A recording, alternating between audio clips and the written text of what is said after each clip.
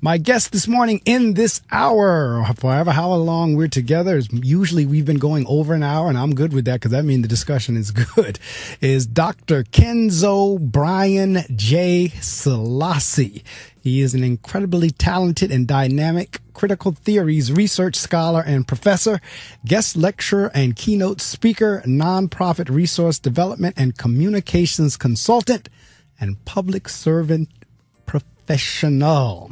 Dr. KenZoe Brian J. Selassie is a critical theories research scholar and professor. He specializes in intercultural rhetoric, African American rhetoric, social linguistics, cultural centricities, Africana womanism and literary tradition, mass media communication, and nonverbal communication. His research primarily focuses on Black life dynamics in hip-hop and American popular culture's mass media. He is a former District of Columbia Division Administrator, current District of Columbia Commissioner for the Commission on African American Affairs, and serves as chair of the Department of English, Foreign Languages and Mass Communication at Benedict College. Dr. Selassie earned a Doctor of Philosophy in Communication and Culture from Howard University, a Master of Organizational Management from the University of Phoenix, a Master of Public Administration from Walden University, and a Bachelor of Arts in Mass Media Communication from the University of Mount Union, formerly Mount Union College. He is also a 2016-2017 Fulbright Scholar. As a critical research scholar and professor, Dr. Selassie specializes in intercultural rhetoric, African American rhetoric, social linguistics, cultural centricities, Africana womanism, and nonverbal communication. He has developed critical research focused on Black life communicative dynamics with hip-hop, Africana womanism, and African cultural traditions as they each intersect American pop culture's radio, television, film, and social media. He has presented his research at national and international conferences and is a student-centered professor who champions mentorship and college readiness for the marginalized populations, particularly African and African-descended people. I am honored and humbled and excited and glad and happy and any other adjective you want to use to have Dr. KenZoe Brian J. Selassie on the air with me. I am thrilled because this is a brother and an educated brother, because, you know, he could probably wear that T-shirt that says "Danger, Educated Black Man," for sure. And I am thrilled because I am just happy to see that, for a lot of different reasons. Not to mention we have a lot of commonalities, particularly in the communication thing, because one of my degrees is in communications. I have one in business, one in education, and the communications piece I use constantly, of course, on the radio, the podcasting, the blogging, so forth and so on. So I totally get that and relate and can appreciate everything that we were talking about in that bio. So with that being said, Dr. KenZoe Brian J. Selassie, good morning and welcome to the Reading Circle. Good morning. How are you? I am better now. I mean, I thought I was good in the 6 o'clock hour, but man, after reading that bio and talking to you for them couple of minutes, I'm even better. Listening audience, if you've been following the show, over the last few weeks, you know we have been actually doing a series, if you will. And the series is based on the book NewsChaser, The Rhetoric of Trump in Essays and Commentaries. And you know, we've had on the show, we've had Anne Marie, we had her earlier. Then we had Jamie. Then we had Angelica. And now we have KenZoe. And KenZoe's contribution to the book is The Art of the Rhetoric of White Nationalism. And what I was explaining to KenZoe, as well as the rest of them, it seems that each week, whatever chapter we're on, coincides with something that's gone on with the week prior to the show. And this week is... That's scary, though. I hope the book isn't guiding what happened. It might be foreshadowing. I don't know. We may have too much ancestral power in that book. Wait a minute. We might need to rewrite some things.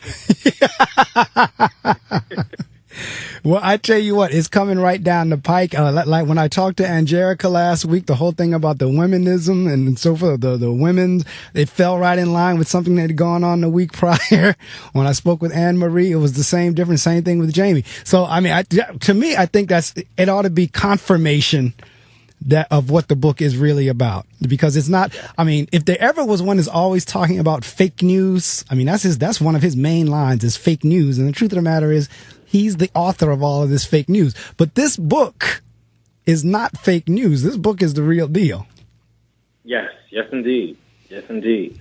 And I mean, in the context of it being the real deal, like if people are questioning, well, you know, how do I know what one book represents as the real deal to another book's, you know, made up, imaginative narrative, it's because you have scholars from a variety of different fields that are orienting much of their research in fact. Like we fact find and we make sure that there's evidence to support many of the arguments that we are making so that there's clarity around how valid and reliable what we are contributing to this book and what we contribute to the public sphere, you know, actually is. And see, this is where you all have him beat. And when I say that is because he is not one for reading. He's not very well read. And that's not just me saying that. That's just the truth of the matter. He's not very well read. He doesn't really, I don't think, likes to read, even though he tries to pretend like, because even earlier on, whenever he was in the early part, after he just inaugurated, they asked him something about the daily briefings, and he said, "Oh, I don't need that. You know, everybody else can read those. Mike Pence can read those, and the generals can read that. But I don't need someone to tell me every day what's going on because I'm a smart man. This, that, and the other." And I said, "Now that doesn't make any sense. So you don't want to know what's going on around the rest of the world. That's pretty much what that was saying. I don't want to have to read what's going on in the rest of the world. That's kind of like what he was saying. So I'm saying all that to say, in terms of you all actually providing research and fact, anyone that does that with him has him over a barrel.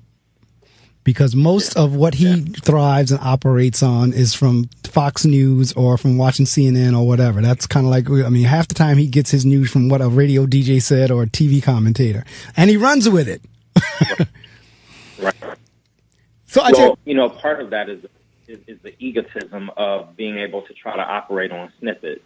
And it's something that has been portrayed in the world as now a way to function, a way to engage in journalism, a way to engage in really everyday life through the various social media platforms that sometimes really only give you so many seconds of, you know, airtime or you know, face time now, if you will, since more things are oriented in both audio and visual modes of communication.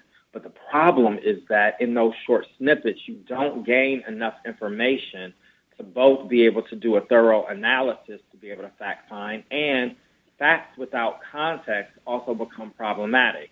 And so we have a president who, in the egotism of it all, orients himself into snippets, then tries to make statements or generalizations or commentary otherwise that is oftentimes just not on point, and that's quite disturbing.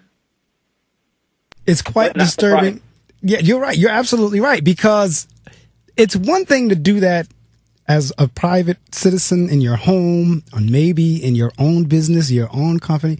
It's another thing to do that as leader of the free world. Exactly. So before we even go any further, before we even get into your contribution to the book, I just read that bio at all in various degrees. Talk to me a little bit about what drove you to continue to pursue educating. Because see, I love learning for the sake of learning. I love education for the sake of education, not necessarily about the paper on the wall or the degree or the title of this and the other, but I just love learning. Talk to me a little bit about what has driven you to continue to be in the educational arena? Because, I mean, clearly you've earned all those various degrees. Mm-hmm. So, really, as a child, I came from a family where my great-grandmother, as far back as I can remember, had encouraged all of her children to get an education if they wanted to. And many of them chose to do that. Many of them actually went into the field of education. My aunt, Joyce Thompson, in Cleveland, Ohio, was a high school teacher for John F. Kennedy High School, and subsequently also brought several generations of my family through that high school. So, my behavior had to generally stay on point. But what I loved was that they still gave me enough space to be me and to be erroneous, to make some pretty critical errors where I had to go back and apologize for some things, or I found myself in detention because the quick wit of my tongue before coming of an age where the repercussion would be more limited, oftentimes kept me in trouble. So it's a fancy way of saying, in essence, I was smart, but also had a smart mouth, right? Oh, I know folks like that. My tone and my sarcasm and, those elements that I just seemed naturally equipped with. But in terms of education, my family just always stressed how important an education was. And I think that in many respects it was a double-edged sword. On the one hand, they so stressed it as a way to shift your quality of life that I probably imagined it making my life so easy that to have achieved what I have and for life to still have the types of challenges that I encounter, even in academic space, where there's this surge of anti-intellectualism, if you will, just creates for some barriers that are just kind of like, wow, like, did I just really get all this student loan debt and have all this time spent in the educational arena to have to now entertain anti-intellectualism? Like, well, I've been bamboozled. But on the flip side, in the context of the actual journey to achieve these degrees, a lot of it was because I started out, in essence, in Cleveland, Ohio, feeling as if many of the opportunities that existed were only available to people who had terminal degrees. And when I was attending, actually, at the time when I attended, it was Mount Union College.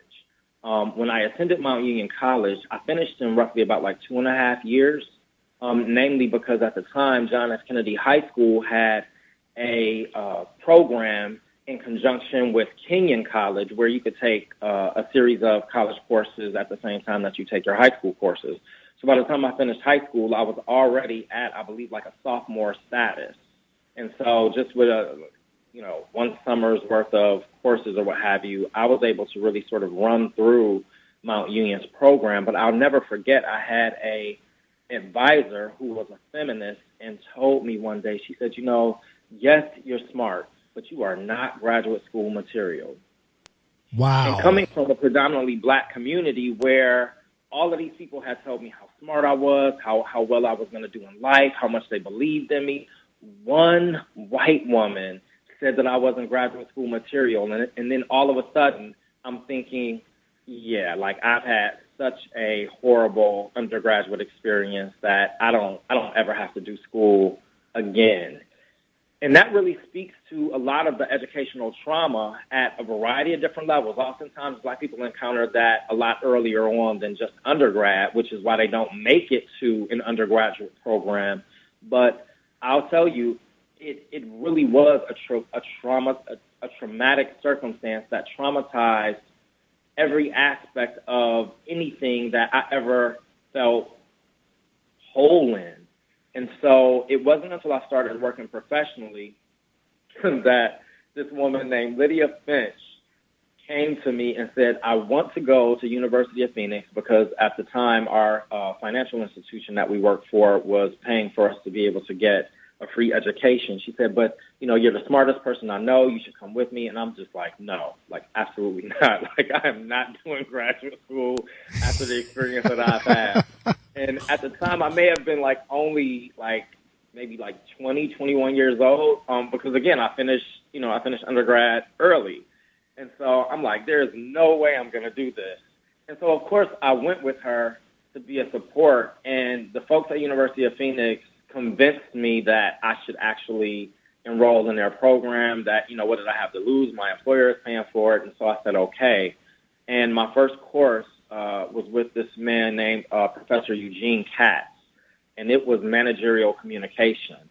And to be in that class and to just feel myself come alive with the amount of knowledge and information I had to contribute to the course made it sort of just, it actually healed the trauma and reoriented me back into the truth of my identity, which people had spoken about all that time, you know, in terms of just coming up through the ranks of, you know, elementary school, middle school, and so forth. And so the long and short of that was, once I finished the degree at University of Phoenix, to be able to work and go to school at the same time and not have to feel like I was going to become a broke college student again, it just provided a platform where I felt really empowered to really navigate my own sense of direction and to be able to speak over myself and become very, very leery about how I receive feedback and commentary from other people, realizing that folks have their own agenda and personal feelings that I can't adopt as the foremost sense of direction or the foremost compass that guides where I go and what I believe I can achieve. So that was working for the financial institution. I shifted then into nonprofit because I wanted a way to be able to support the community. And I felt like I could do that through a series of grant writing and fundraising efforts. I knew I would likely transition into government, so I quickly started working on a second master's in public administration, which focused on policy analysis and nonprofit management. And I did that actually. So University of Phoenix actually had in-class sessions as a distance learning program, which was away from their main campus. But the second degree was with Walden University, and I did that degree online while also working. And so I finished that degree, and I transitioned actually into Washington, D.C., where I became the Chief Development Officer for the District Department of the Environment. Really, Washington, D.C. was the first time that I really felt like I had a lot of control and direction over my career and where my education had managed to really start to pay off. Because the return on the investment is how much money you're going to make. Right. To be quite honest. Because as those, not only do the student loans have to be paid off, but there's just also a certain quality of life that you have to have. And I mean, I know for myself and probably many of your listeners, much of what people have done as a sacrifice for your benefit throughout life, although people will tell you you are not in debt to them, there's a part of you that in the soul seat knows that there's a debt to be paid back, both in what you contribute to the next generation, but also in how you take care of the people that manage to take care of you. Correct. And so my goal was to make enough money, not to just have a good quality of life for myself, but to also be able to make sure that, you know, I remember my grandmother called me one day and said that she had misplaced her paycheck to be able to pay her bills. And I had enough money saved up that I could just as easily go into my account, Western Union the money to her, and it was just, it was sort of that pinnacle moment where it's like, this is it. Like, this is that moment that you wait for to just be able to provide somebody the sense of assurance and relief that they deserve, you know, because Absolutely. they have made an investment in you. And so that's really what the two master's degrees were about. But while I was in government, I was also very clear that new administrations occur roughly every 4 years, or, you know, maybe every 8 years if you're really effective and fortunate. And so I needed to figure out what my plan B was. And I'll tell you very honestly, there was that quiet voice inside of me that said, you have to prepare for something else. But I just didn't know what that something else was. And so I started talking to some friends about going back to graduate school. And as I talked to them about this experience of hearing this quiet voice say, you know, shift your attention to what a strong plan B looks like, I set my attention on Howard University. But even then, the echoes, the supposedly healed trauma of what this woman at, you know, Mount Union College had said to me in the communications department, it still bothered me. It still had me feeling like, okay, now this is a PhD. This is Howard University. This is something totally different that I may not be ready for. And so the long and short was that with about a week to spare, I had applied for Howard University's program and pulled all of my materials together. I got in, and I was met with some of the most wonderful professors, and I don't say that just because of the knowledge they accumulated, like Dr. Melbourne S. Cummings, Dr. Carolyn S. Stroman, William Starasta, Richard Wright, but it was because they really understand Black culture and Black people and how to tap into and activate the intellect that exists in you. Now, they don't give you that, but they access and tap what's already there. And that's what teaching is. That's what teaching really is. Absolutely. And so the benefit, right, is then to have master teachers.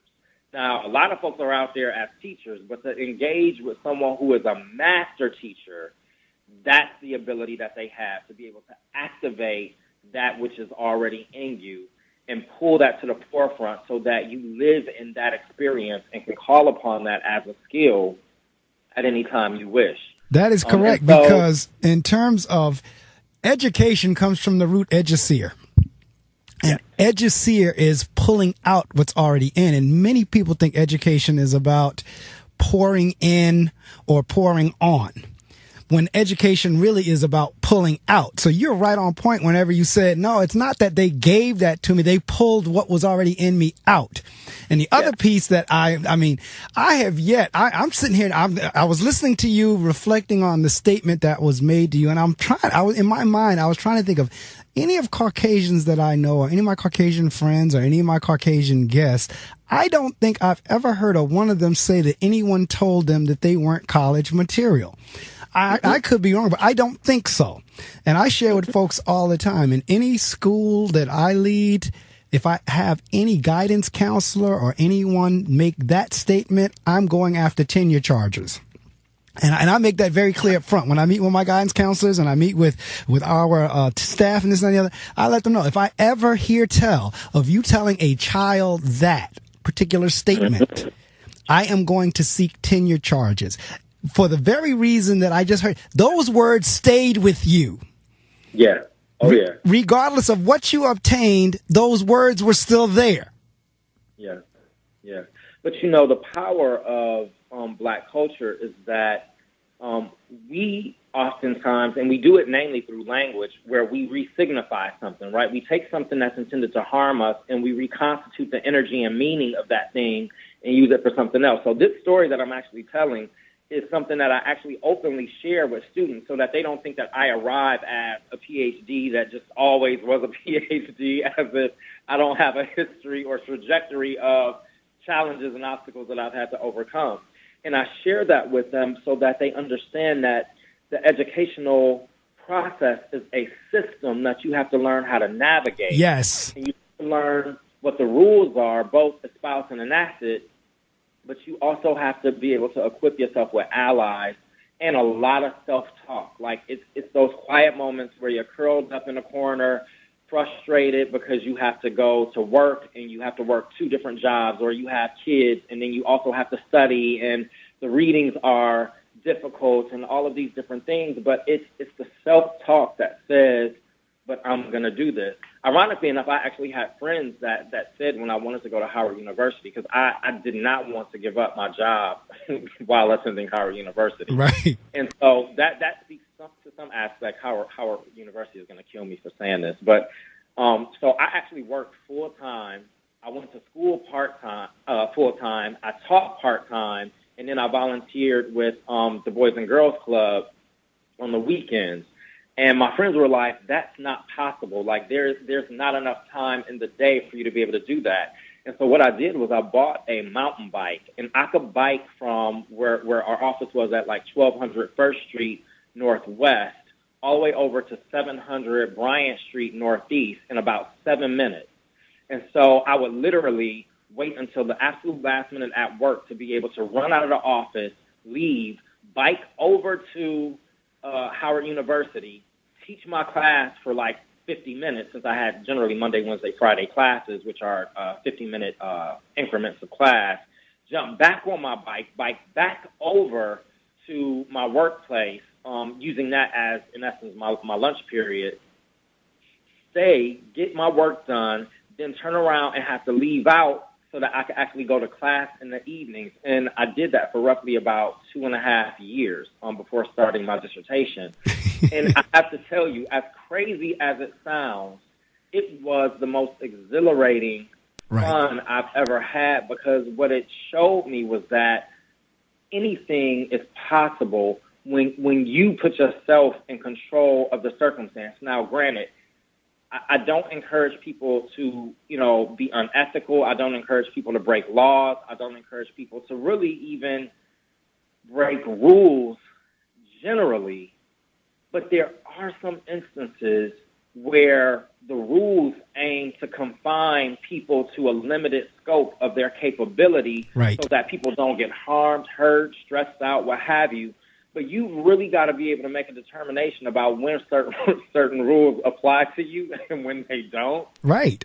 And I've become very acutely aware of when I think rules apply to me and when they don't. And I'd rather get sort of a tap on the wrist to say, no, this rule applies to you, and have given it a good go, than to sit back waiting for people's permission, because people oftentimes limit you to what they think they are capable of. That's correct. What you are capable of. So, I hope that, for whomever is listening, I hope that this sort of speaks to whatever circumstance people find themselves in, where they want to sort of be the captain of their ship and navigate, this life on their own terms, but are afraid to. I hope this really encourages them to be able to do that, because the benefits of learning about who you are and achieving what it is that you desire, or at least getting close to what you hope to achieve in what you desire, becomes something that is very real for them, and something that they now feel encouraged to be able to pursue. Well, I tell you what, that's the end of my education. There is an old saying that speaks to what you just said, and that is, it's easier to ask forgiveness than to ask permission. Absolutely. And also, what I heard you say was, and I didn't hear you say anything about breaking for what you were doing in terms of biking back and forth and leaving at the last minute and doing it. I didn't necessarily hear in that any breaking of any rules. What I did hear was some prioritization and what meant something to you doing whatever you needed to do to get that done. And the other piece of that, in terms of quote unquote breaking of the rules, it is really in perception. The breaking of the rules is about perception. And I'll tell you what I'm talking about. There's a difference, and from the human eye, you might not be able to see it, but there's a difference from somebody looting or stealing because they are hungry and they have absolutely nothing. When somebody who's destitute, homeless, it's a difference. Now, stealing is wrong. We get that. Stealing is breaking the law is one thing, but there is a difference between someone who has nothing and is taking something to eat in order to live, as opposed to someone who is just stealing for the sake of stealing, for the fun of it. Or, they're going to steal it to sell it, or they have some other means, something else they're going to do. There's a total difference in that. So I understand what you're saying, and it's not misinterpreted. And like I said, at the end of the day, people do what they really want to do, because... So listen, I hope your listeners got that. Like, I really hope people understood what you're saying, because in what you are saying lies the difference between a statement being made by an African-centered person, like a person who, so when I say African-centered, I mean somebody who is in a functional, healthy way thinking through a Black cultural perspective. Right. That Black cultural perspective that you just spoke speaks to the truth of types of justices, right? But what we live in is a European-dominated paradigm, a European-dominated way of thinking, way of being, a value system that says, no, the rule is the rule, and so the rule just has to rigidly apply to everyone. The same way that medicine has a general all size fits everyone approach. And it's like, this cannot be so. And as much as I sometimes cringe at the thought of all people not being created equally, it is in fact so. All people are not created equally in the context of are doing and being by virtue of our purpose. And it's our purpose that starts to shift, and in part experience, but it starts to shift who we are, and what we are permitted to be able to do. Absolutely. And again, it's back to, in terms of the rules, you've got me in another area where I love talking about. I mean, all of these areas for me are fascinating debates and discussion points, because even when you get down to rules, the rules, again, are in the eyes of the beholder or the creator. Right. And in terms of, let's say, for example, affirmative action, depending on how you define affirmative action, because affirmative action is affirmative action. But whenever you get into the African American culture, what affirmative action connotes is different whenever the same actions are done within the European or the Caucasian or whatever you want to call it society. And case in point, when I worked in corporate America, and when I first started there, I was young. My first job was as a secretary. And I was secretary for a district manager at the time, and I received a call from a friend of his, and he asked for the person I was working for. And I said, he's not available right now. He asked, may I take a message? He says, yes, I'm such and such. Let such and such know that my daughter is going to apply with him for the job. And, when he hires her, do not let her know that we know each other and we've had this conversation. Now, in my mind, that's affirmative action. Yeah, correct. But now, whenever you now apply that same whenever you say affirmative action, in another context, they think it's a handout or a freebie. Okay. Same thing with when you start talking the welfare system or this, that, and the other. Folks don't get into the number, because I'm working my way to the book. A lot of these policies that are being done away with or altered or bashed, folks don't realize that the larger population of Caucasians and poor Caucasians are going to be affected just as bad, if not worse, than the African Americans and Latinos and everybody else that they think is sucking the system dry. Right. So when you start talking about rules, that's in the eye of the beholder. That's in the eye of the creator. And I'm not talking about the creator meaning God, I'm talking about the man-made creator. Because those rules change and shift, like you said, based on agenda. Right. That's right. They really do.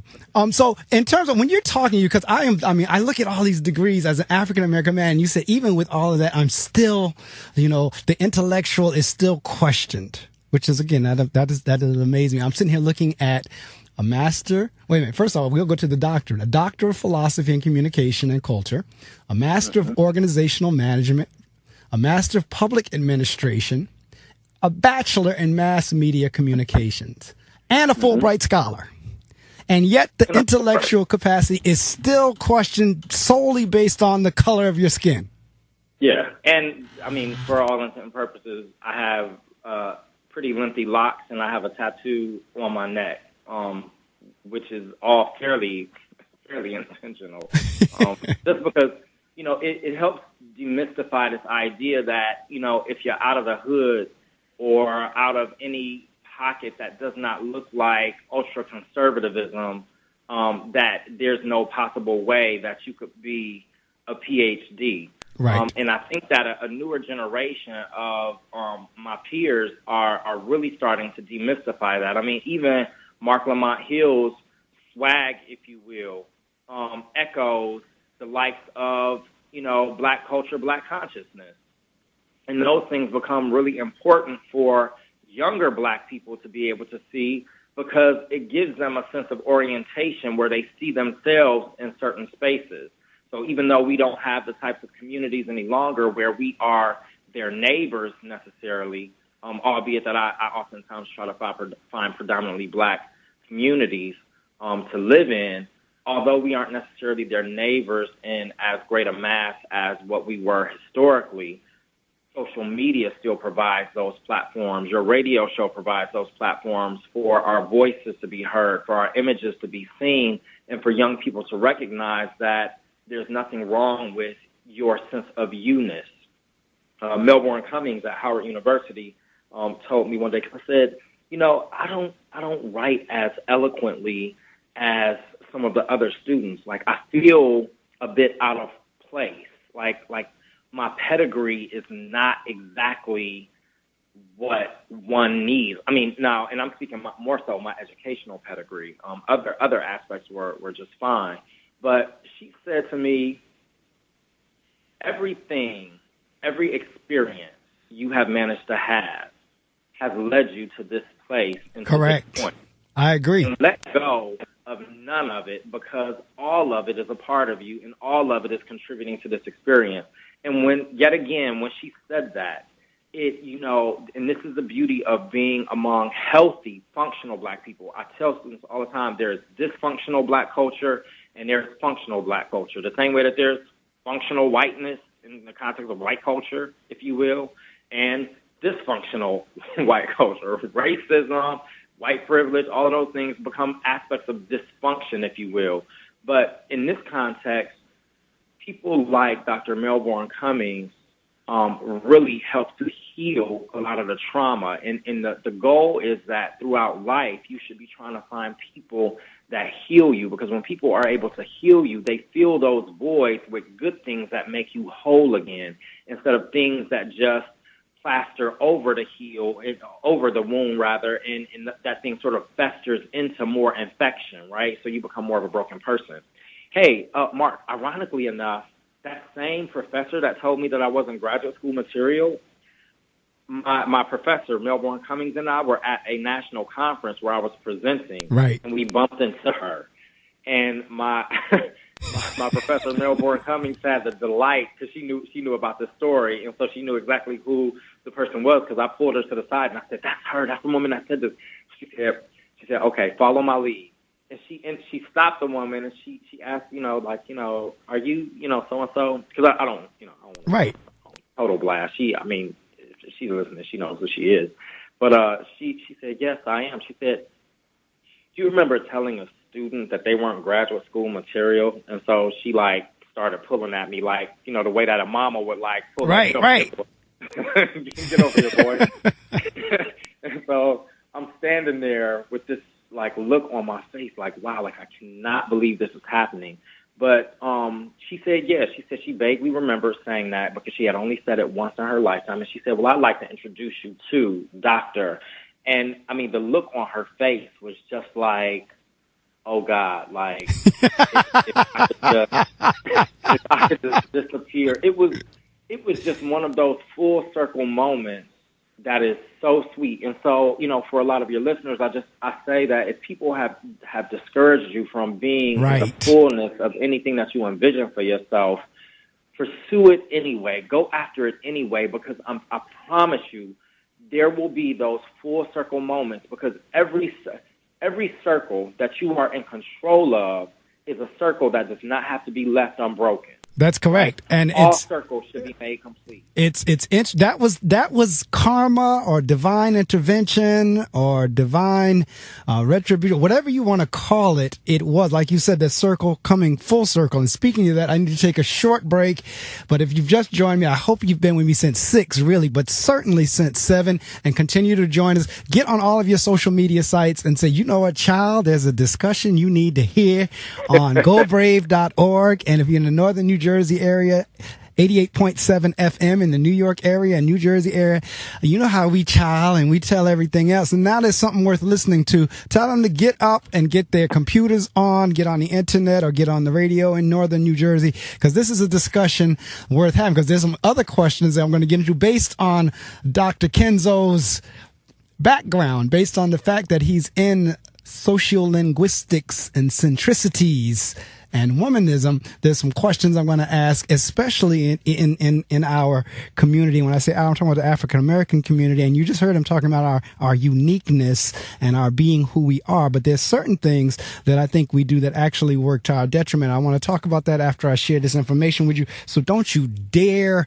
move. Stay where. The only movement I want you to do is typing on your social media sites or talking into it or whatever you need to do to get the message out that they need to be listening to this show this morning, because it is something that we need to listen and think about. As I said earlier, just about most of the things that I do, particularly in terms of communication, is about having you to think. I'm not necessarily looking for agreement.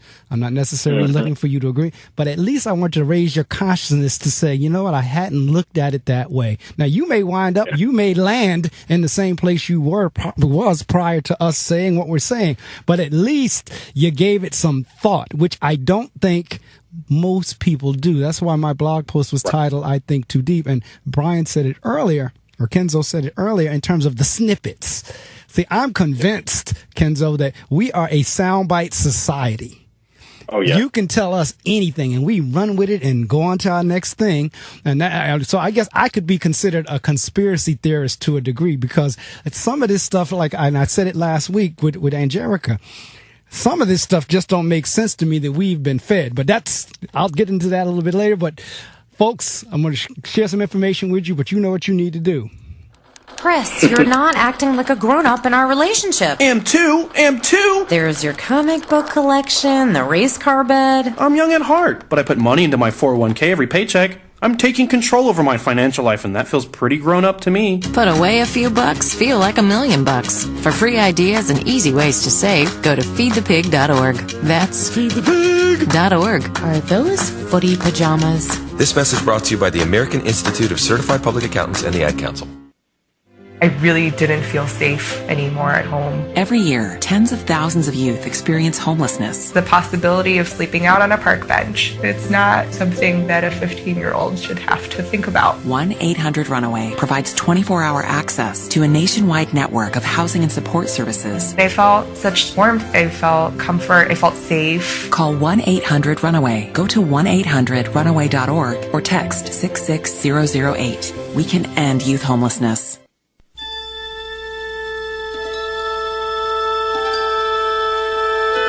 Music, the vinyl frontier.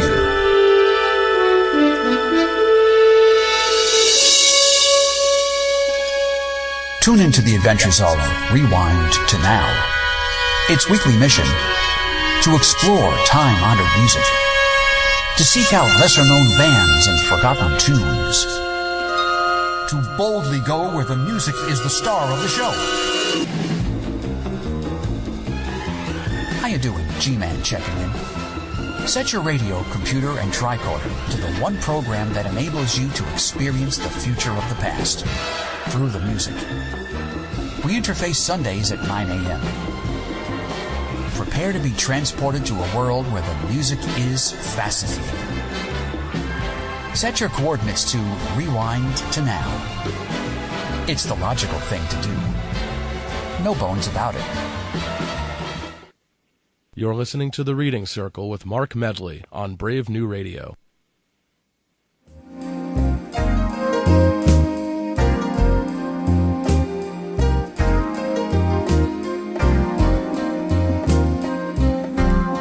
All right, I don't do anything that I don't ask. I don't ask anybody to do what I am not willing to do myself. And when I say that is while I was on the little break there, while I was sharing the information with you, I was on my social media sites as well. And I went on there and I put, this discussion is one we all need to hear.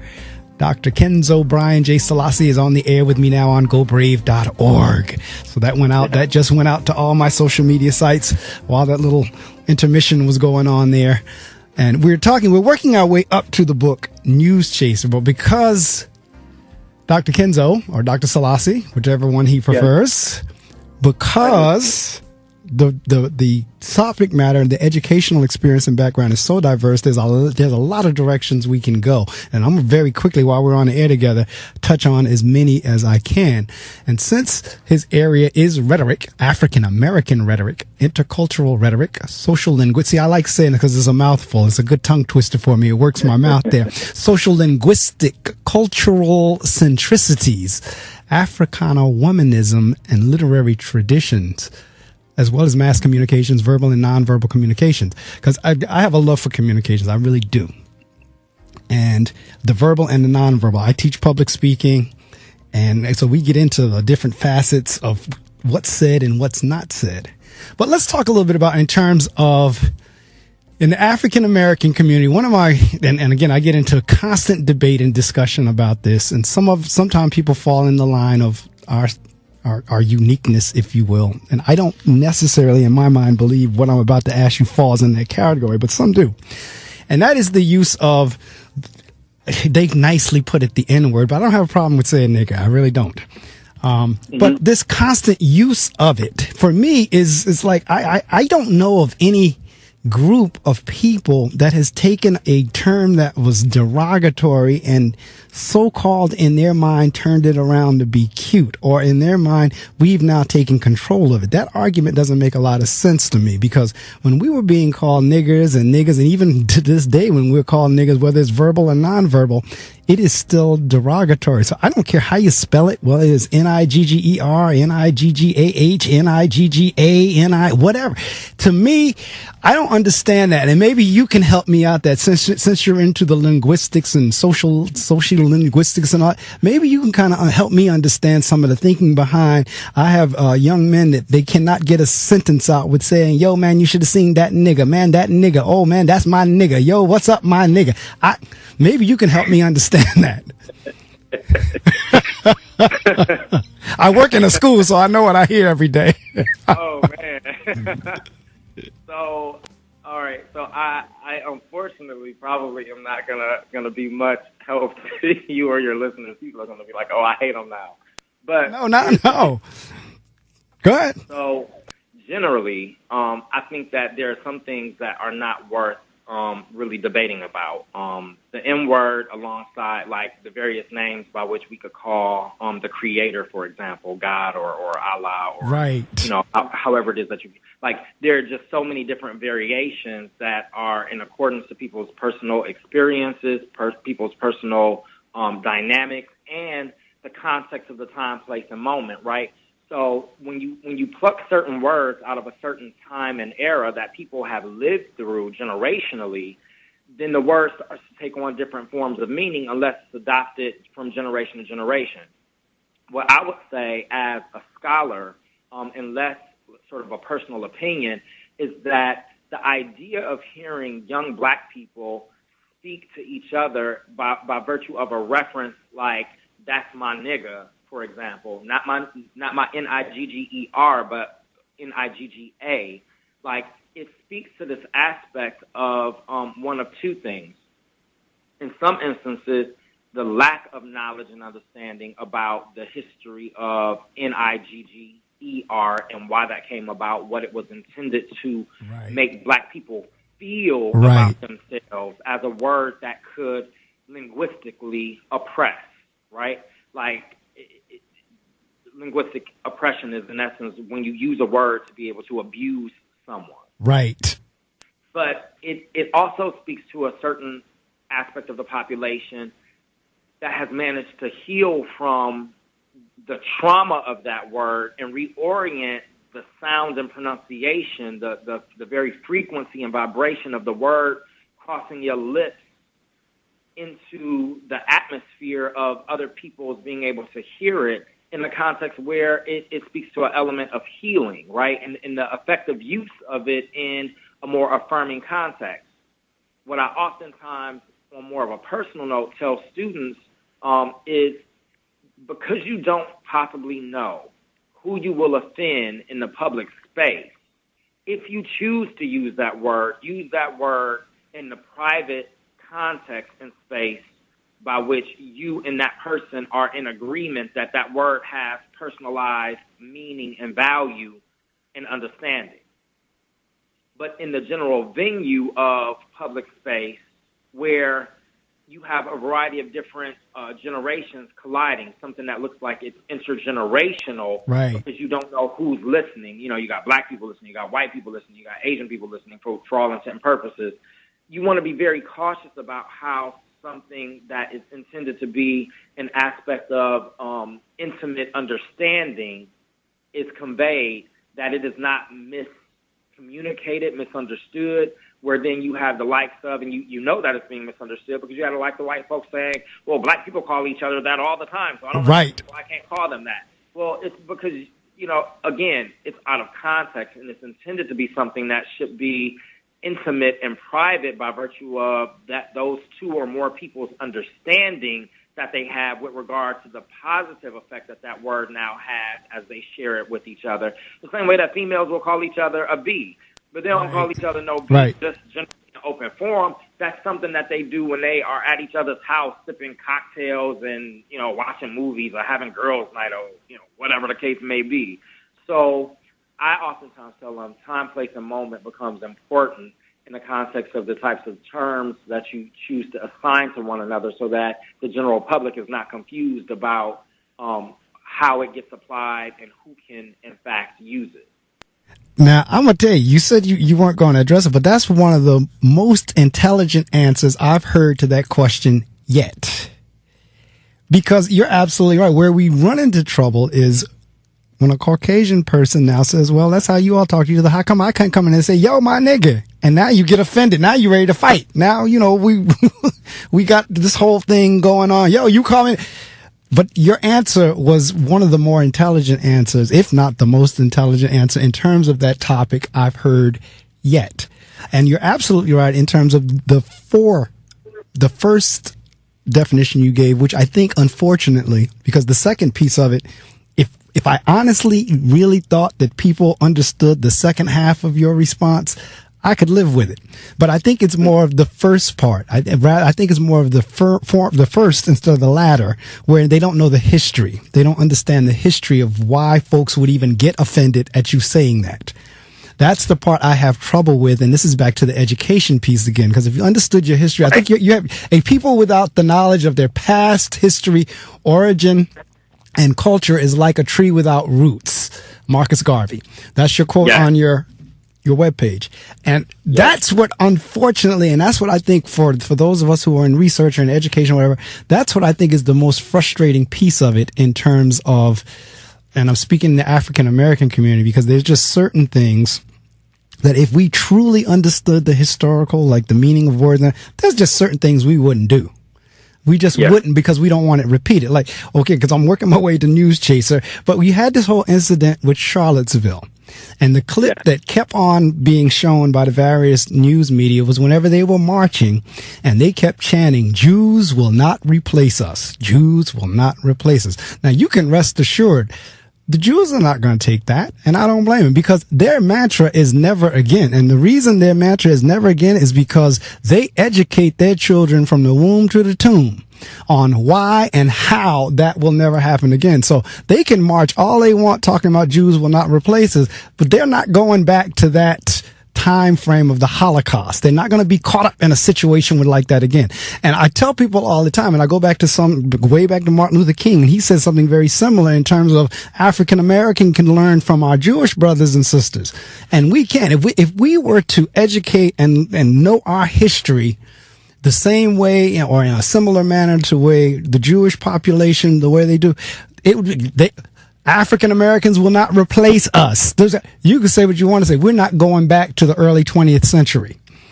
Mm-hmm. And so that's where, for me, understanding the history of words and clothing and dress and everything else kind of falls into play. I'm not saying we have to become Eurocentric. I'm not saying we have to look like the white man or the white woman, if you will. I'm not saying that. But at the same time, if you understood, because I think you said it earlier, about understanding the game and the system, the education game, the system game, if we understood all that a little bit better, or at least made an effort to understand it and then counter it, I think we would be a whole lot further along.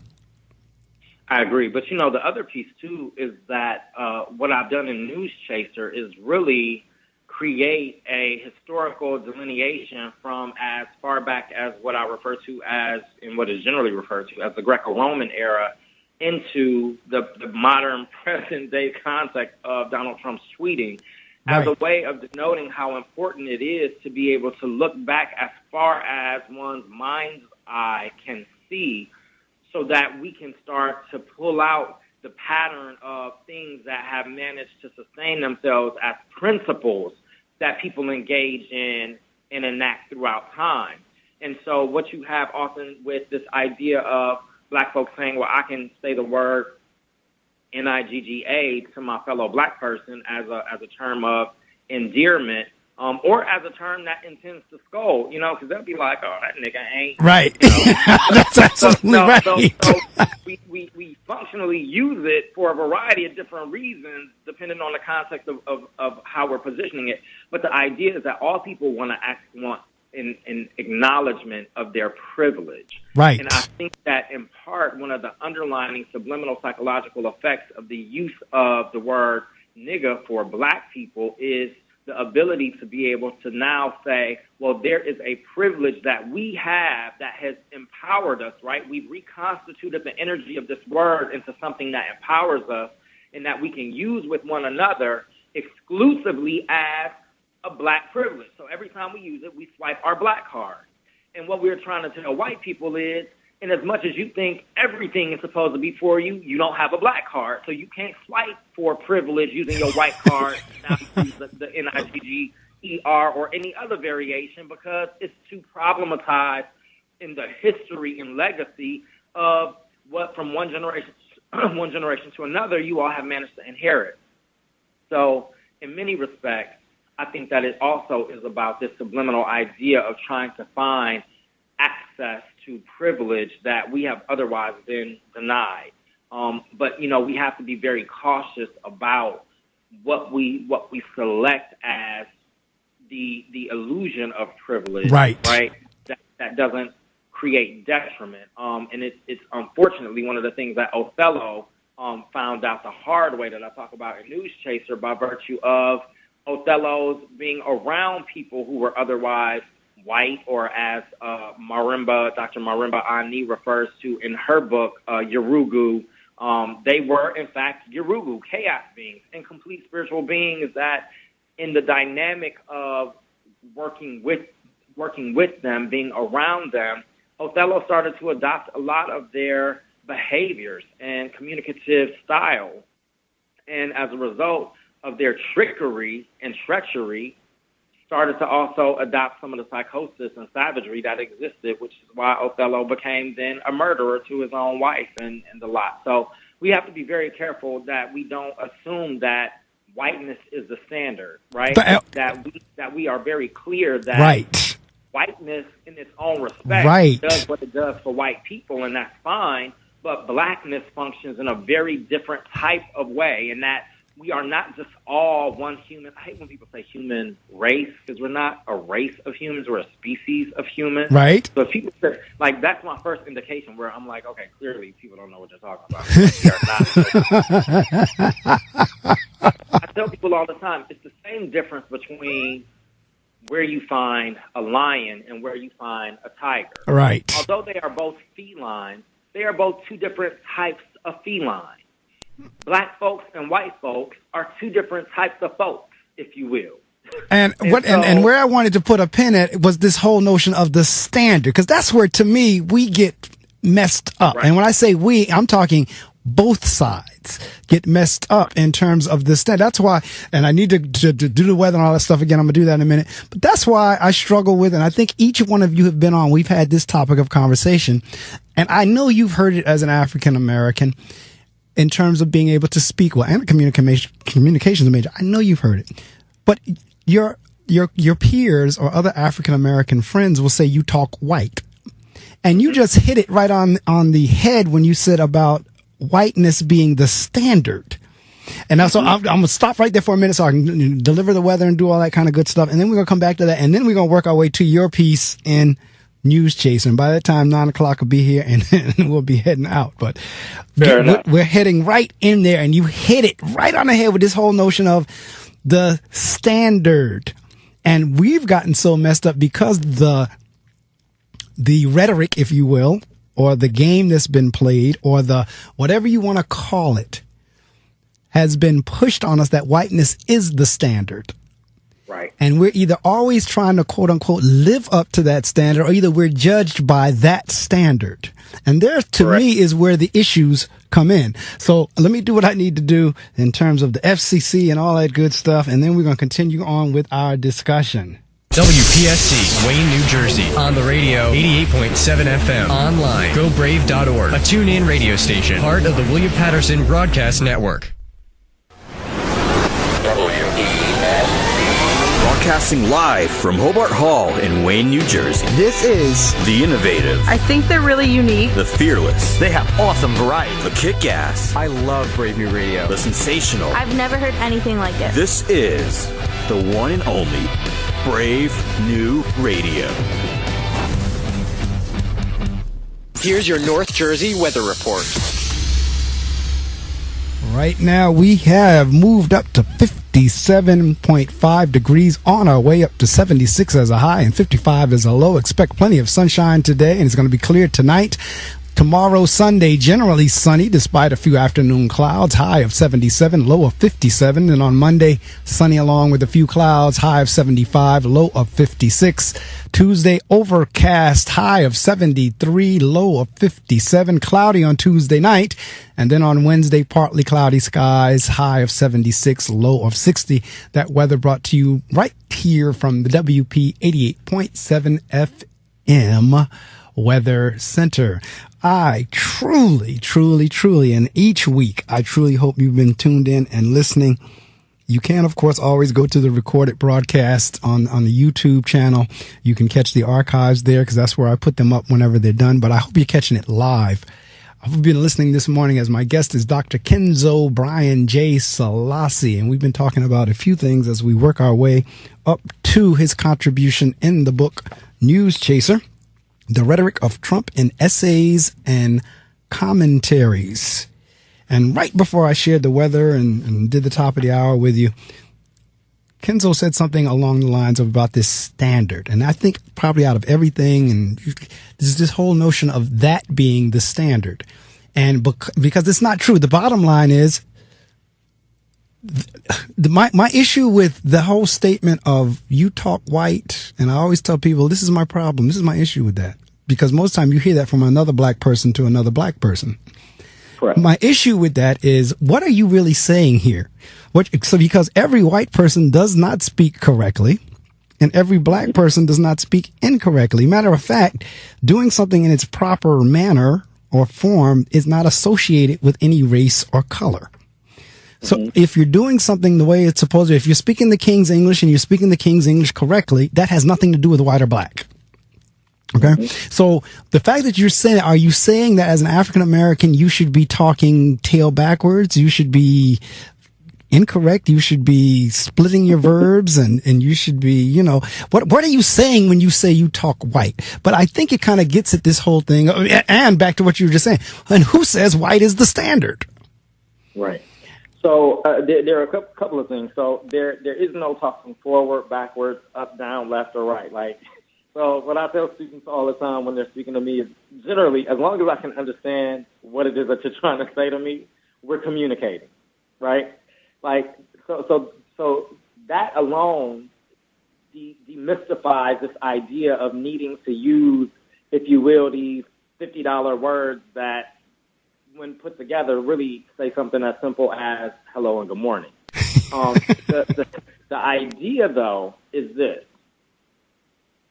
All people across all cultures, white culture, black culture, and I'm talking racial culture, but really I'm talking, Europeaners, Africans and African descendants, wherever they may be throughout the world, which also includes African Americans, Hispanics, Asians, and the like.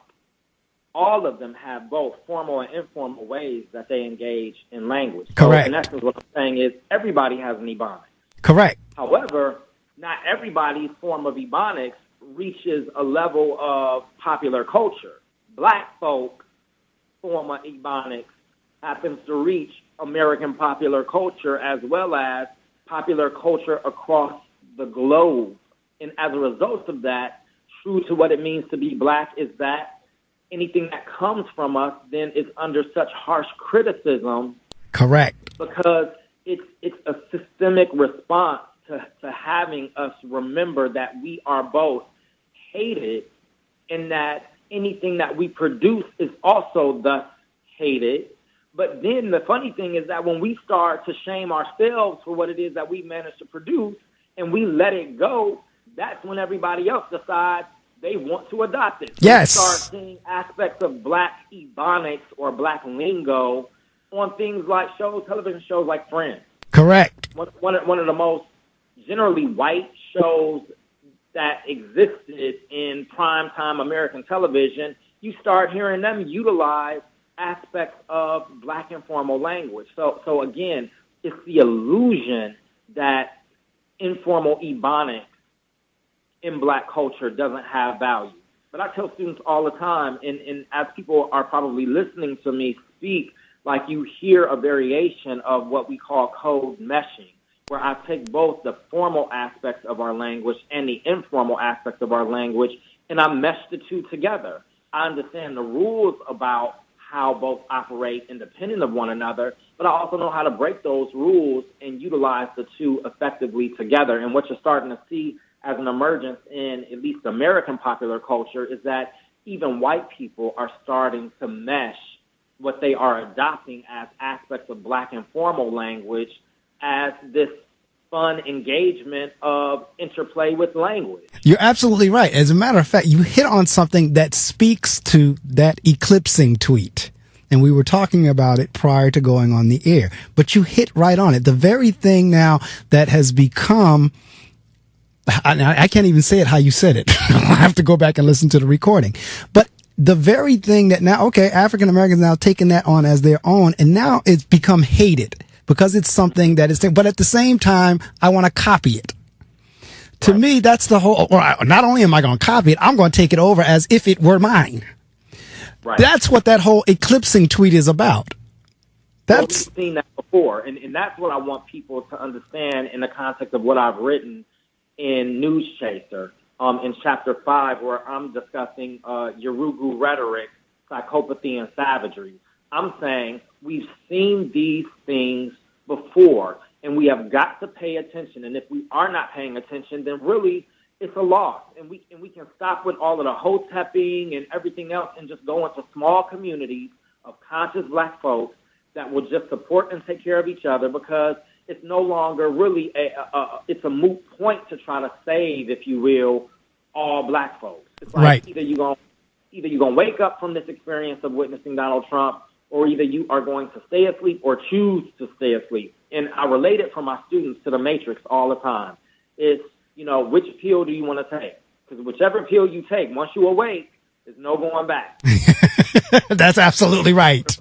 It is what it is, because once you're down that rabbit hole, you can only dig further in depth. You can't back your way out of it.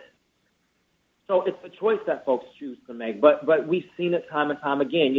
Black folks got big old lips. Well, now lip injections are yes. the thing. Black women have big old butts, which is, and that's Psychopathy, right? It was considered a medical disease by which black folks have been ridiculed historically throughout. Correct. And so now it's the Kim Kardashian. And correct. All of the Jennifer Lopez and also forth and so on. Yes. Absolutely. But then it takes somebody like Nicki Minaj, albeit I don't make determinations necessarily about whether certain hip hop artists are being intentional or unintentional in their consciousness about how they present a thing. But in the echoes of even Nicki Minaj's song, I can see the video, ironically enough, better than I can actually even articulate the song. But it borrows from Sir Mix-a-Lot's Baby Got Back.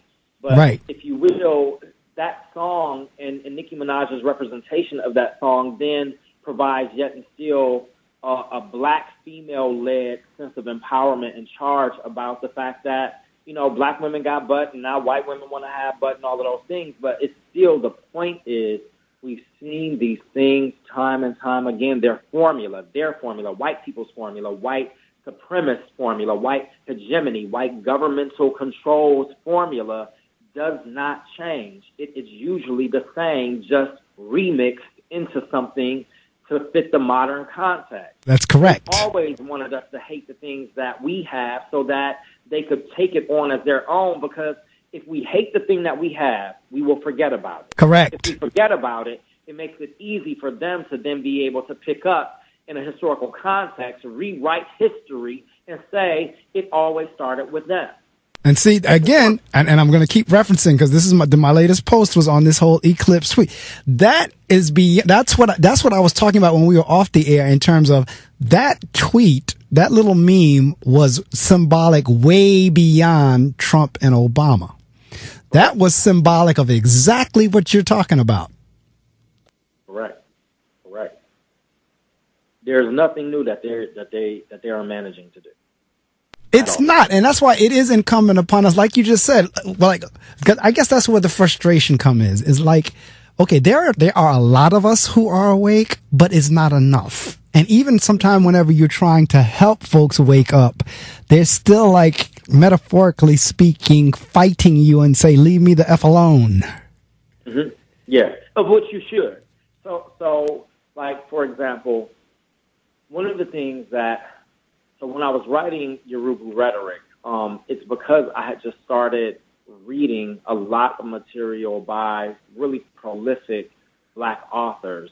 Amani Shaketi Ani, Dr. Amani Shaketi Ani out of the Sunni system in New York, she has a book called Insight. So she is, in essence, an African-centered psychologist who really deals with, like, child developmental psychology. And one of the things that I really appreciate about her work, a lot of the things that I appreciate about my work and the work of so many of these scholars that are in NewsChaser, is that we really try to tap into the heart and essence of what the problem is and then talk about the problem as it exists so that people can start to see the problem before we start to really talk about what the resolution is. And for hoteppers, if you will, I almost feel terrible that such a sacred word has been commonized into just this everyday terminology that almost makes certain people feel like us and them, right?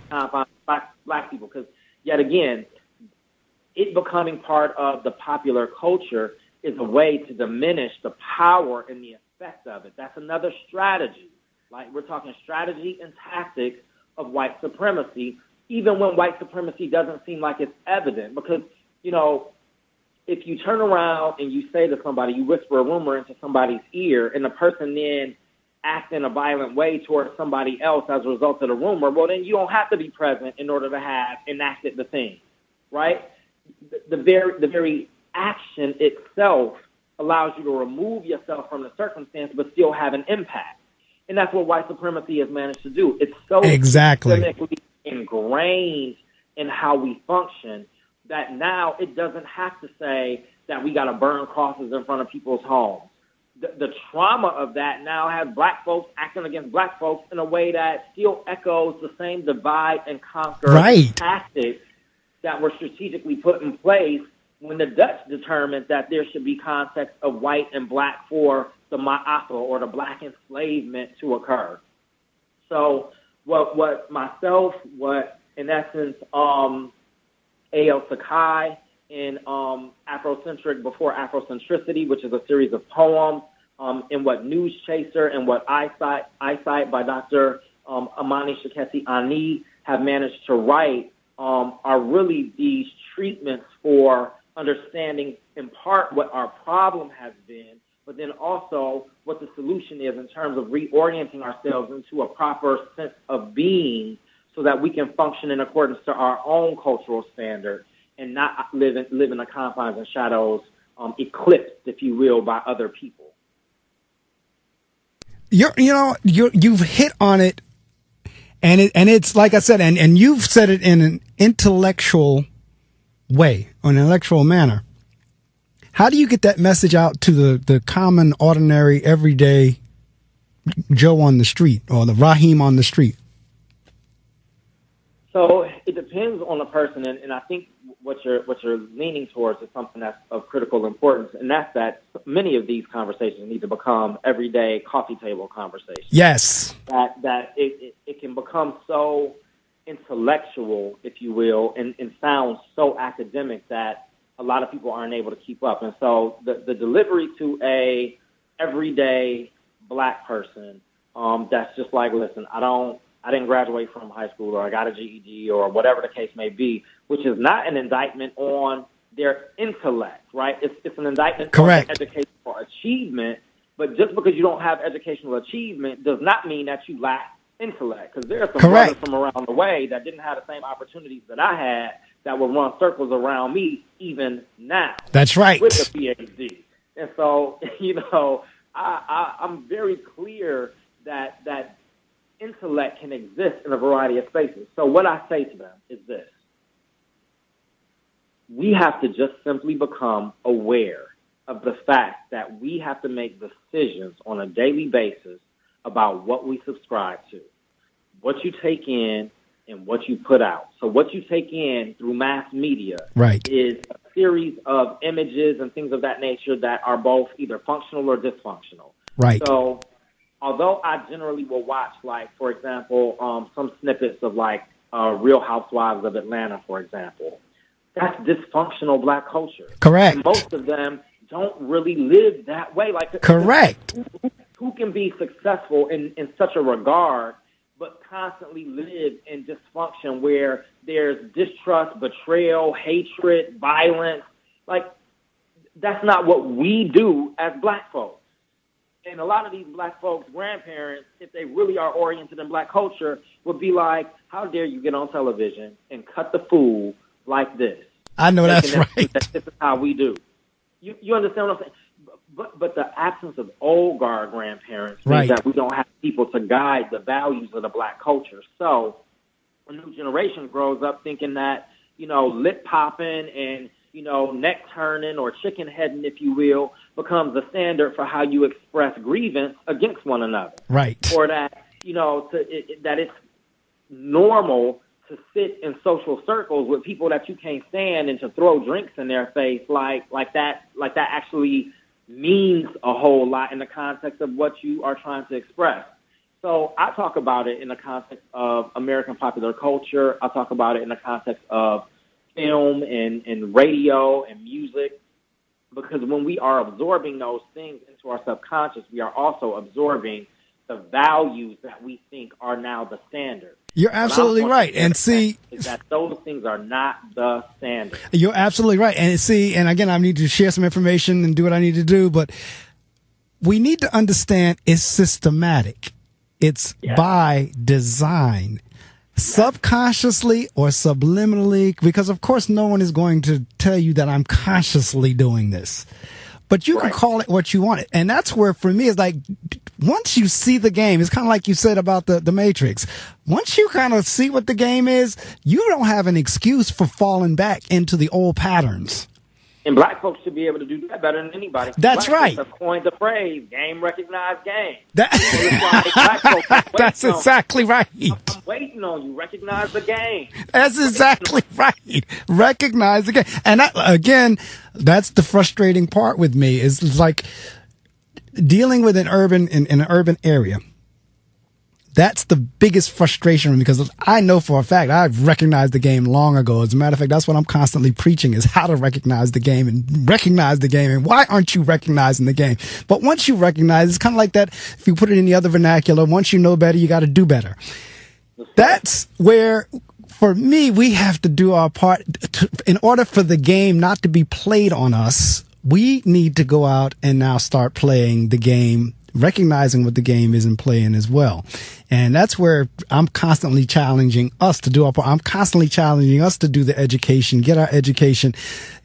And because once you get the education, you use it for what you will. Well, but you got to get it. That's why I wrote this piece on white nationalism, Yurugu Rhetoric, Psychopathy and Savagery. I took all aspects of my education and melded them together to be able to say that as an organizational behaviorist, what are these aspects of psychosis that I managed to see going through the tweets that Donald Trump produces?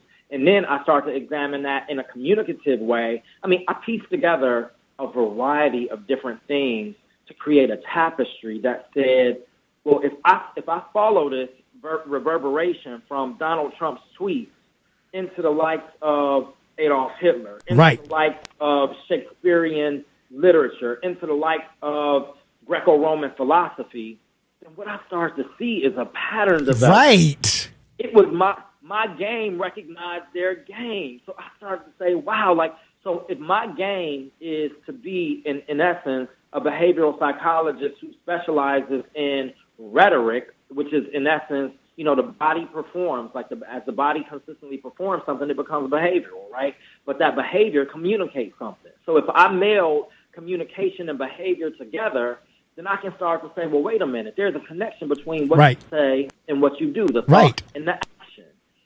And in piecing these two pieces together, I can write an entire volume about what this looks like in white history, because white folks have done enough about their idea of black history. Now, with this new insurgence of young black intellects coming along on the shoulders of your Dr. Molefi K. Asante's and Maulana Karangas and Jacob Carruthers and, the like, Francis Cress Welsing and just several others, it's like, okay, so now we're going to write about how we see you. Exactly. Light fashion by which we see you. And this is not about trying to go tit for tat and say that in NewsChaser, this is my way of trying to clap back, if you will, at white folks. Is to be able to say, for the benefit of my black people, I need to create something that outlines exactly what this is in the truth and fact. Because there's a difference between truth and there's a difference between truth and fact.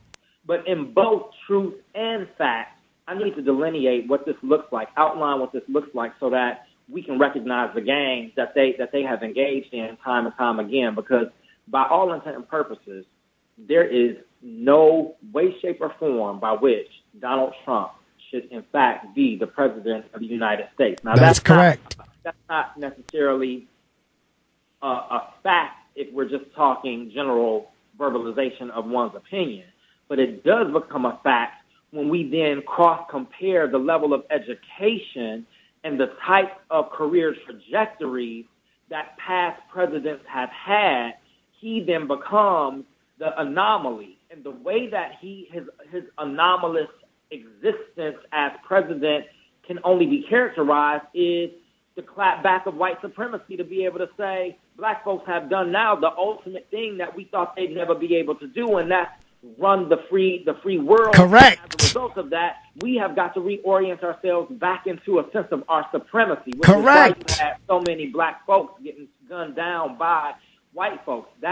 It is a systematic response. If you can imagine a splinter cell, if you imagine somebody who is planted in a community or into a population of people, imagine like Cold War, for example, these undercover agents that are planted in communities that don't become active until they hear a particular code or until they receive a particular message, and then they act contrary to whatever the peaceful circumstance of that community would have produced. Well, that's what you have with white folks. White folks said, oh, wait a minute. A black man has been offered to have control of government.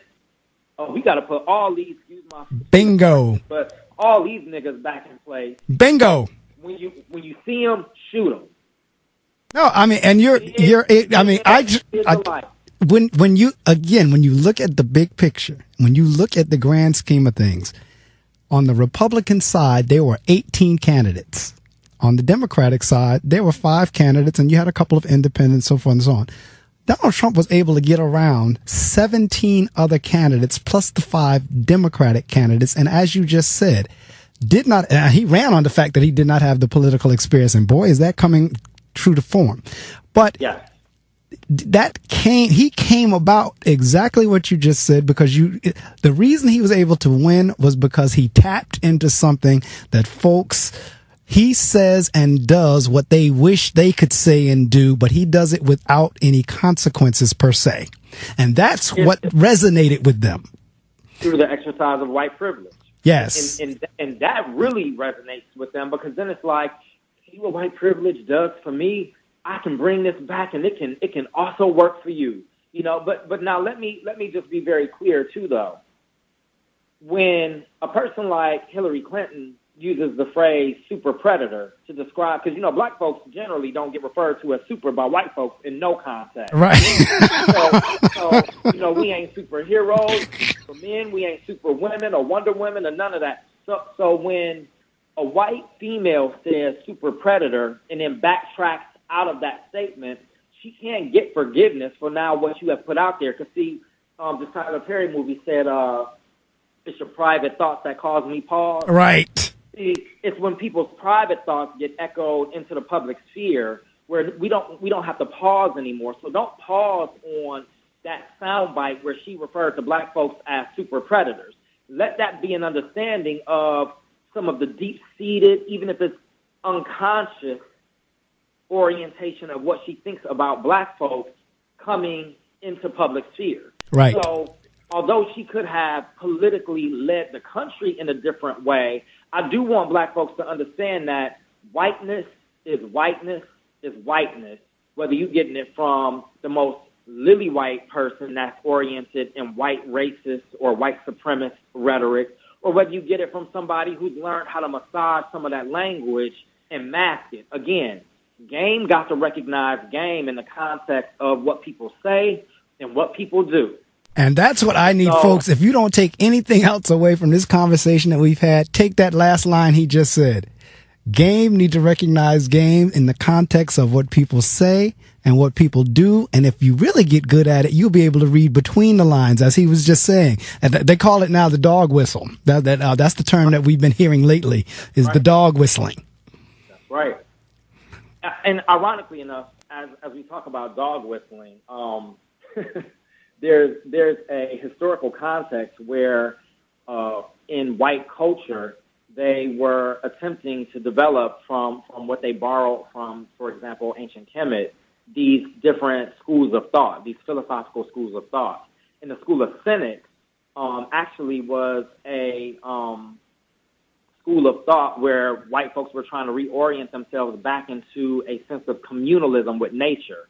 And this sort of is my way of lending support to Dr. Marimba Ani's idea about Yurugu being a aspect of a West African cultural perspective on whiteness that said white people are anti-nature people. They are incomplete spiritual beings and the like. And so this idea of trying to figure out a way to connect with nature, because they are anti-nature people, was to develop the school of cynics. And when you get to the etymology is the study of the root words by which words have been created. The root of that word is actually canine or dog-like. Right. And so to talk about in good fashion what it means to be able to catch wind of the dog whistle is to understand that you are catching wind of the implicit thin veil of what's not being said between the thought and the action of white folks, so that you can recognize their game. Correct. So that is a central piece to what I've written about as part of NewsChaser in Chapter 5 of Yurugu Rhetoric, Psychopathy and Savagery. If by chance you just joined us, and as I said, personally, I hope you've been with us since 6, but certainly if you didn't join me at 6, you joined me at 7. And you've been with us since then. My guest is KenZoe Brian J. Selassie, Ph.D. We're talking about a lot of things, but they all lead to his contribution to the book NewsChaser, Chapter 5, as you just heard him say. And the title of his piece is The Art of the Rhetoric of White Nationalism, Yurugu Rhetoric, Psychopathy and Savagery. Let me share this information with you, and then we'll be right back. We're not going anywhere, but you know what to do. Get on your social media sites. Let somebody know, man, that's a deep one this morning. You wanted to be a teacher when you were little, but as you grew up, things changed. Teaching just didn't seem like the best option anymore, so you decided to become something else.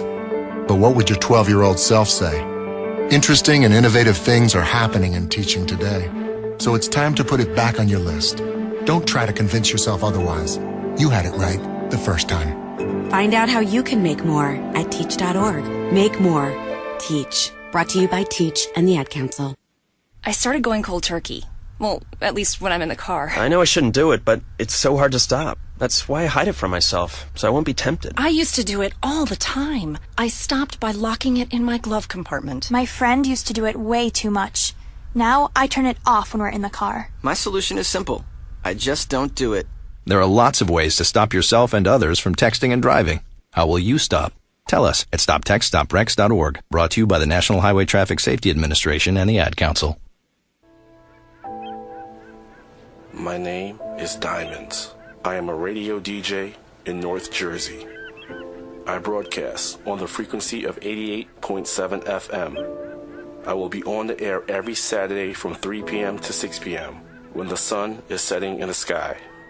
If you are out there, if anyone is out there, I can provide music, I can provide entertainment. If there's anybody out there, anybody, please. Club Melting Pot. Every Saturday from 3 p.m. to 6 p.m. Only on WP 88.7 FM, Brave New Radio. You're listening to The Reading Circle with Marc Medley on Brave New Radio. Yes, indeed, we are in an extended version of The Reading Circle.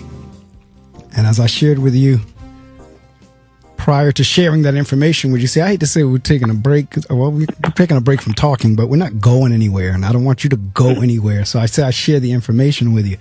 But my guest is KenZoe Brian J. Selassie, PhD, and we're talking about the art of the rhetoric of white nationalism. Now, there was something you said prior to me sharing that information, and that was this notion of, particularly with our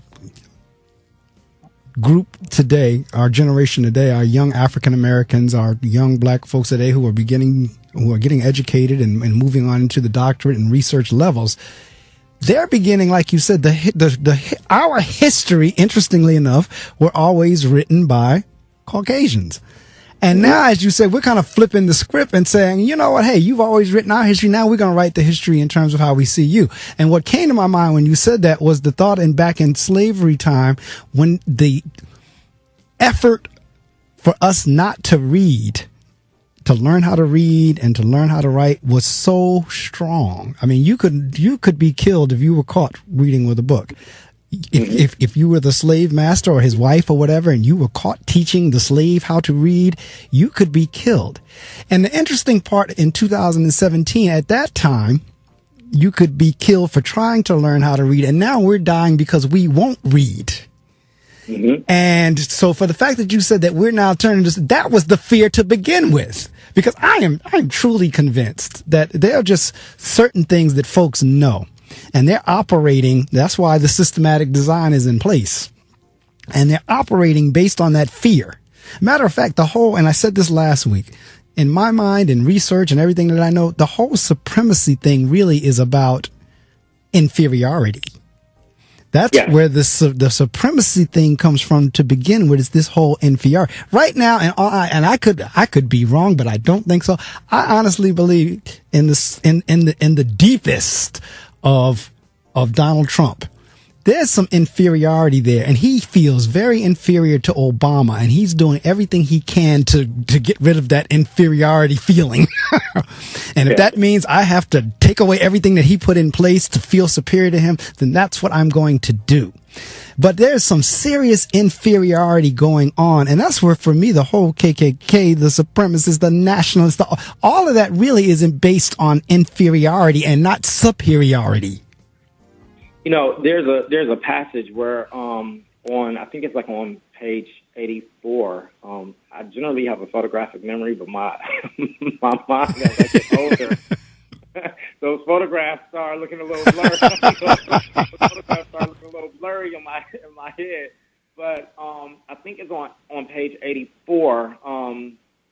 As a matter of fact, hold on, let me grab this book. But on page 84, I think it's that I talk about this idea of stolen legacy. I think like in the first paragraph, and then I transition into saying that the promotion of white superiority and white intelligence has always been precipitated by a psychopathic savagery, where they proclaim to have certain types of knowledge and achievement that we, in fact, through the likes of George James' 1954 work in Stolen Legacy, know just isn't true, right? Correct. They try to debunk, George James, like this is not factual. But it's like, but these are from some of the very notes of white folks who were traveling. Like, this is from your people's own writings and experiences, right? Correct. And so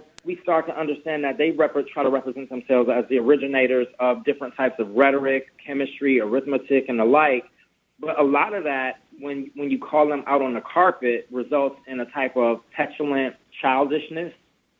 And so, again, when you look at what people say and what people do, when Donald Trump gets called to the carpet about his tweets, he acts in a way that is true to the nature of a white, petulant child who is very clear about their sense of entitlement, that tantrums can be thrown, you can finger point. And in my class, I always tell students that while children are not necessarily psychopaths, the context by which a child can say, oh, let me have the keys, and you let a kid have your keys to your car, and then it's time for you to go, so you want your keys back, so then the kid is like, no, mine. And it's like, right. But your feet don't reach the pedals, your little eyes can't see over the steering wheel, you can barely control the steering wheel.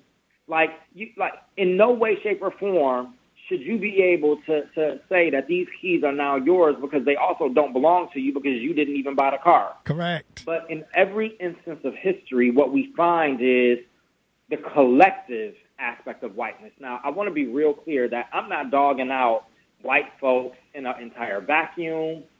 This is not me being reversed racist, right, because reverse racism does not exist. Right. So in order to have racism, so let's clear up a couple of things. In order to have racism, you have to have a system where you can actually oppress people Correct. and deny people access to different things. Correct. That is not what black people do. So Correct. For all these black folks and white folks that walk around talking about, well, I don't want to be a racist, at best, a black person might only be able to be prejudiced. And that prejudice is so limited to isolated Correct. individual circumstances that it has no real significant impact on the quality of life by which white privilege, white citizenship, white civility exists. Let's be real clear that black folks cannot be racist because they do not have a system to exercise that level of power to deny other people anything exists. And I'm so glad you said that. I'm so glad you said, because I tell people all the time, when I have these type of discussions, I'm not coming up out of hate. I'm not coming out, but I am coming out from the standpoint of educating all of us. Yeah. And whenever you observe and you can see, because see, you just said it again, and I keep referring back to the Eclipse tweet in terms of, don't look at that on face value in terms of Donald Trump, his face, because each one, there's 4 pictures in there. It's the sequence of the eclipse, and you'll see Obama in the beginning picture, and you'll see Donald Trump coming into the picture. Then you'll see Donald Trump covering Obama a little bit more, and by the 4th picture, it's just Donald Trump. He's now covered Obama altogether. There's more to that picture than meets the eye, and what we're talking about this morning is just that.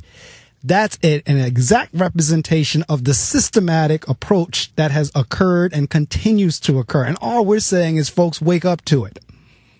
Correct. Now the beauty of all of this, because I don't want black folks to walk away feeling disheartened, like, okay, well, it's a wrap. We've lost this racial thing. I shudder to call it anything other than a phenomenon or a thing, lest I use terminology that then incites people's sensibilities, and that's not what I intend to do.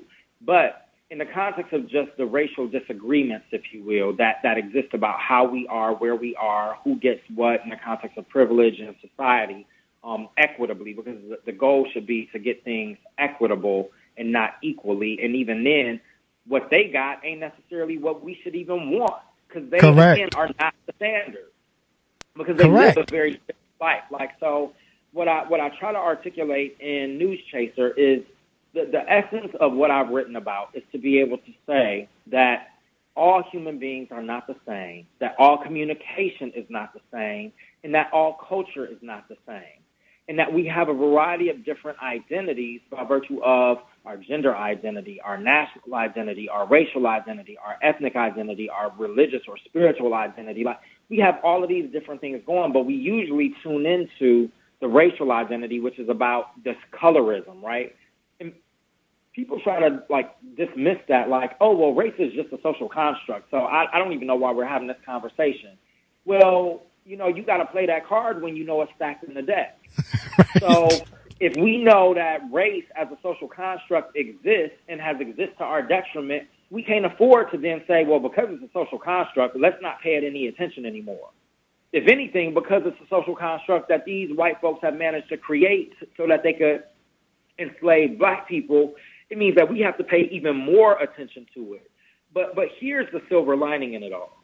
If you think about a color palette, something as simple as a color palette, in as much as Donald Trump's tweet to be able to eclipse Barack Obama may exist, one of the things that we know scientifically as fact is that white is never going to blot out nothing of color.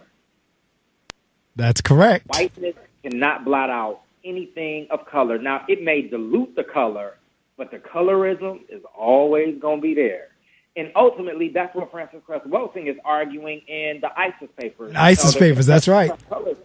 You know, she says that part of white folks' sense of hating black folks, so if black folks ever wonder, well, why do white people hate black people so much? It's because they're worried about genetic annihilation. Because if anything of color comes into contact to procreate with whiteness, it is going to produce a variation of color, not whiteness. So they are worried about their own extinction. But, you know, the reality is, again, borrowing from American popular culture, because, you know, I do tend to, you know, revel in both Marvel and DC comic movies. In one of the Superman films, the woman that was from Krypton said, you know, evolution always wins. And in evolution, racially, you know that the colorism is always going to win because whiteness blots out no aspect of color. Right. And see that the whole description that you gave in terms of us being different, for me, in my mind, that should be something that's celebrated. But it's always used for judgment, always used as a power play, wherein the differences of each group or each race or each color or each background, whatever, they all come together to make something great.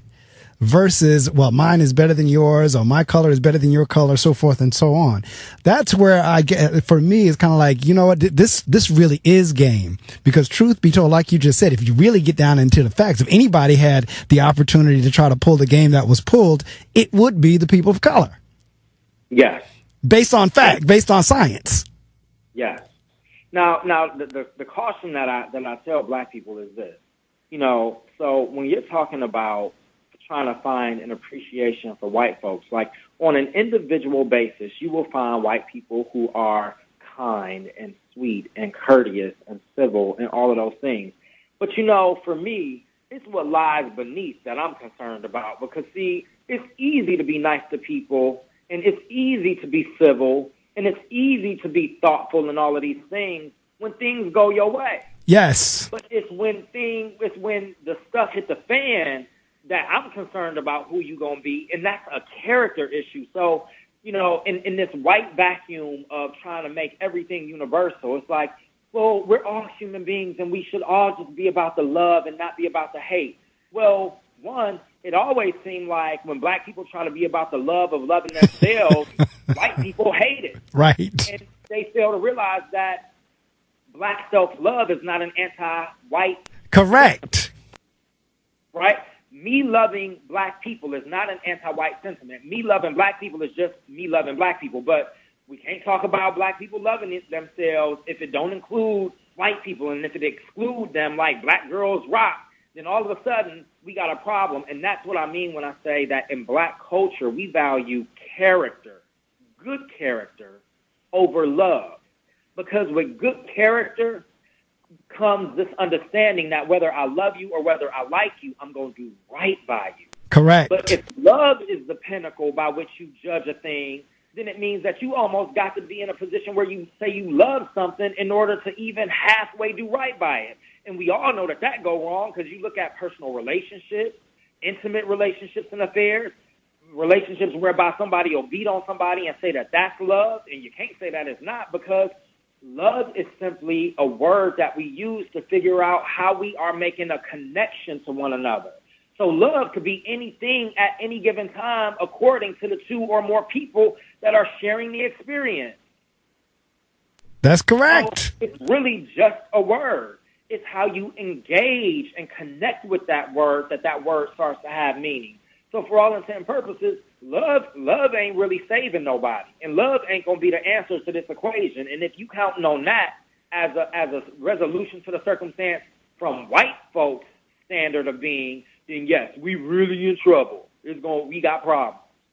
Now, if we go from a black cultural perspective and understand that it's about the character that you have to be able to discern and assess somebody's saying and doing, then we can figure some things out. Because if we can get to the character of who people are, then you can say, okay, well, you know what? I can excuse this mistake because it's outside of your character. So we just need to reorient you back into the function of your character, right?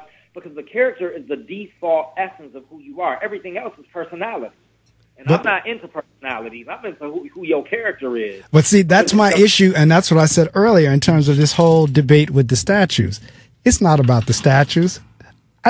You could keep every statue it is what it is. That was a part of the history or whatever. You can keep every statue up you want to. It's about what's in the heart. It's about what's in the deepest part of a person, as you just said, that conscious, that subconscious. That's what it's all about. And until we start impacting and changing that, you could tear down all the statues you want. It won't matter.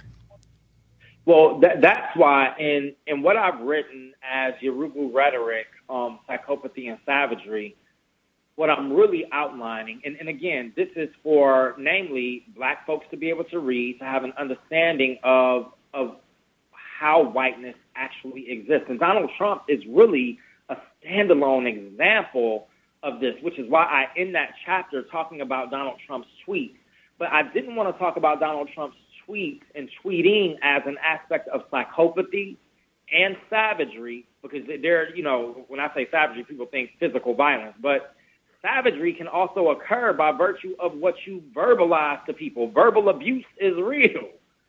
And he Correct. is a very verbally abusive president, but it's because of his psychosis. Like, he operates in a disillusioned reality that is what permeates and echoes whiteness. How do you think black folks managed to create an underground railroad in a space and terrain that they had never navigated before, other than the fact that they realized at some point, whether we articulate it in clinical terms or not as psychopathy, they realized these white folks are crazy. And these white folks are so disillusioned by our dumbness that if we just play into their psychopathy, if you will, we actually might be able to survive and escape.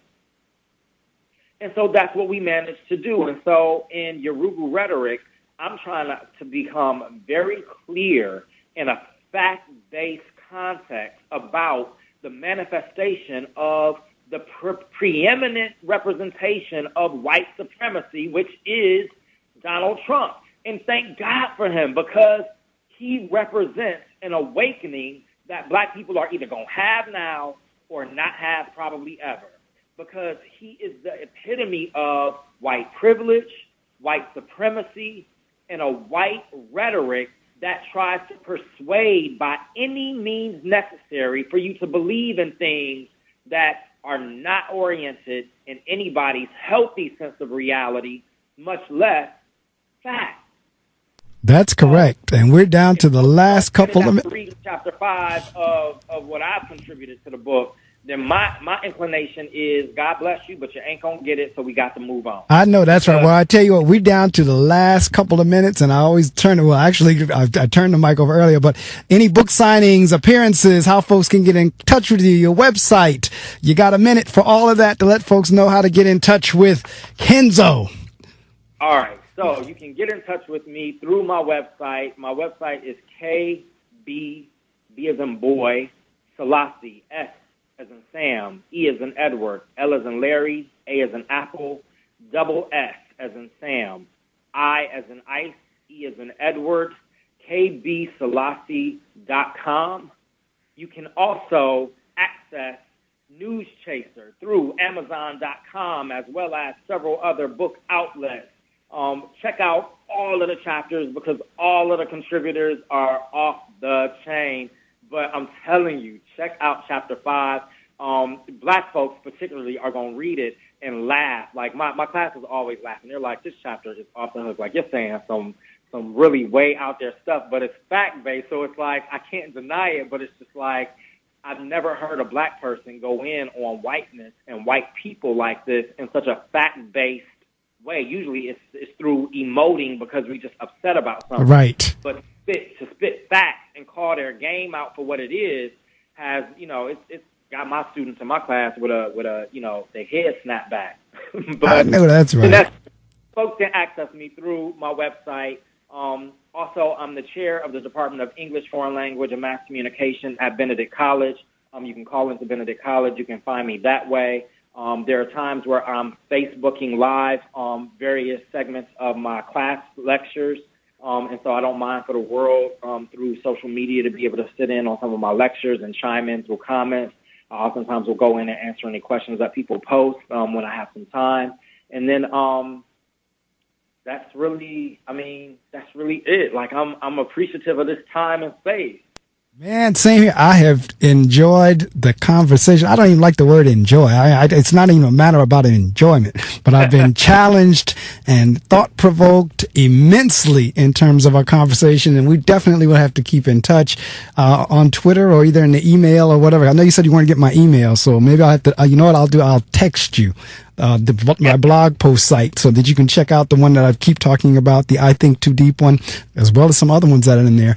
But again, it is a matter of, like you said, once you go down that rabbit hole, there is no going back. And the more people we can get going down that rabbit hole, the better. It's not about white hatred. It's not about that. It's because some people would take that and say, oh, this is that racist talk. No, it's not.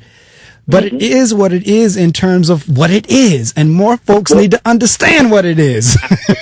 We've got to love ourselves more than we love and forgive other people. We've got to learn how to love and forgive ourselves more than we love and forgive other people. And Yurugu Rhetoric is really speaking to that. It says, this is who they are, so let's realize that and then move on so that we reorient our focus into the betterment of ourselves and our own community.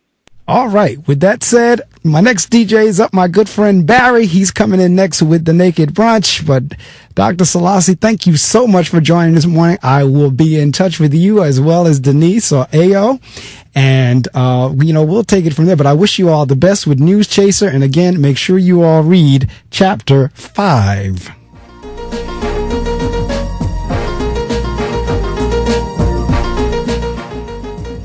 All right. That ends another edition of the Reading Circle with your host, Marc Medley. As I always leave you in parting, may you live as long as you want and not want as long as you live. Live each day as if it were your last, because one day, regardless of who you are or are not, it will be. Have a great week. We'll be together again, God willing, next Saturday morning.